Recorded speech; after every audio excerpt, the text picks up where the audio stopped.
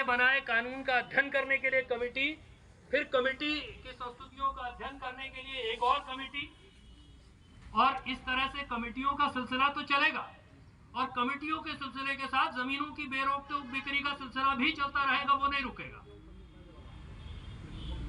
उसमें 23 कुछ संस्तुतियां उन्होंने की और 23 संस्तुतियों में अखबार में ही जो छपा, बाकी अभी बाहर तो नहीं आया। बल्कि उस दिन जब वो छपा तो आदरणीय जयसिंह रावत जी ने अपने ब्लॉग पर उसका फोटो छापा, तो मैंने भाई साहब को फोन करके कहा कि आपके पास है तो देख लें। इन्होंने भी कहा कि नहीं अभी तो नहीं है, सरकार के पास ही है। तो उसमें जो सबसे इंटरेस्टिंग संस्तुति है, सबसे रोचक है, उन्होंने कहा कि सरकारी जमीनों पर बड़ा भारी अतिक्रमण हो रहा है, इसलिए सरकार को यह करना चाहिए कि बोर्ड लगाना चाहिए वहां की ये जमीन सरकारी। तो ये सरकार ने एक कमेटी बनाई, उस कमेटी ने साल भर में जो निष्कर्ष निकाला उसमें पहला निष्कर्ष ये है कि सरकार को अपनी जमीनों पर बोर्ड लगाना चाहिए। सरकार की जमीनें इसलिए लूट रही हैं क्योंकि उनकी जमीनों पर बोर्ड नहीं। ये बड़ा इंटरेस्टिंग। उसके अलावा उन्होंने कहा कि ये बात, जिस बात को अभी यहां रेखांकित किया गया कि जमीनें खरीदी जा रही हैं, उसमें ये खुली छूट हो गई कि औद्योगिक प्रयोजन के लिए कितनी भी जमीनें खरीदी जा सकती हैं।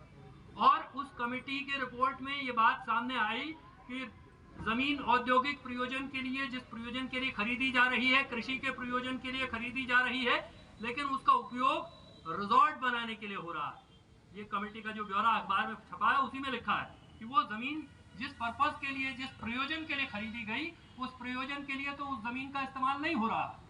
तो अब लेकिन जिस समय ये कानून बना, जिसका उल्लेख जयसिंह रावत जी ने भी अपनी बात में किया कि जिस समय त्रिवेंद्र रावत ने कानून में संशोधन किया उस समय तक ये व्यवस्था तो हो गई कि कोई जितना मर्जी जमीन खरीदे, लेकिन ये कानून में व्यवस्था थी कि अगर आप जिस प्रयोजन के लिए जमीन खरीदेंगे उस प्रयोजन के लिए अगर जमीन का इस्तेमाल नहीं करेंगे तो वो जमीन सरकार में निहित हो जाएगी वापस। लेकिन इसी साल जून 2022 में जब संसद, यह विधानसभा का ग्रीष्मकालीन सत्र हुआ यहीं देहरादून में, तो उस सत्र में धामी जी ने यह संशोधन पारित करा दिया कि जमीन खरीदने के बाद वो वापस जमा करने की जरूरत नहीं है।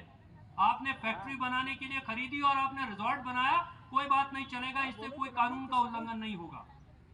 तो जब विधानसभा में आप ये कानून पास कर चुके, विधानसभा में सरकार ने पास कर दिया, तो वो जो कमेटी चिन्हित कर रही है उस सारे नाटक का कोई मतलब है?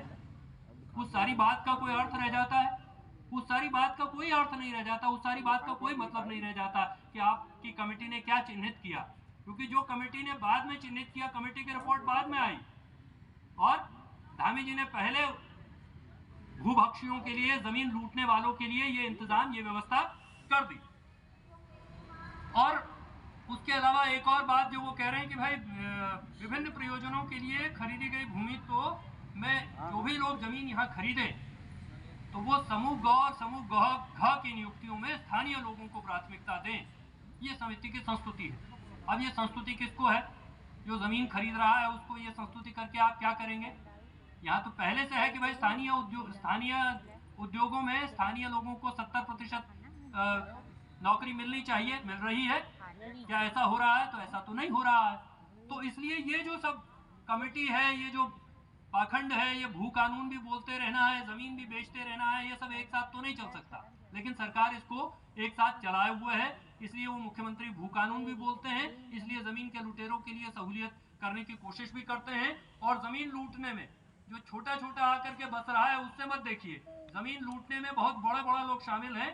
अभी पिछले दिनों में अंग्रेजी अखबार में वो उनका गजेंद्र सिंह जी का कॉलम पढ़ रहा था और वो कह रहे हैं कि भाई रामदेव जो हैं वो इस रियल एस्टेट के बिजनेस के नए खिलाड़ी हैं।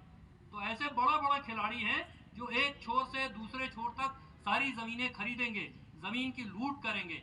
और जब ये जमीनें लूट रही होंगी उस समय अगर लोग नहीं बोल पाएंगे, जमीनें लूट चुकी, वैसे बड़े पैमाने पर जमीनों की लूट हो चुकी। तो इसलिए आज के दिन पर जब हम इस बात पर चर्चा कर रहे हैं तो ये हमारे सामने चुनौती है कि ये जो जमीनों की लूट है, ये जो हमारे संसाधनों की लूट है, जल जंगल जमीन की लूट है, ये नौकरियों की लूट इस राज्य में है और जीवन की लूट इस राज्य में चल रही है। इसके खिलाफ मजबूती के साथ हमको लड़ना पड़ेगा, बिना लड़े इसको हम नहीं बचा सकेंगे।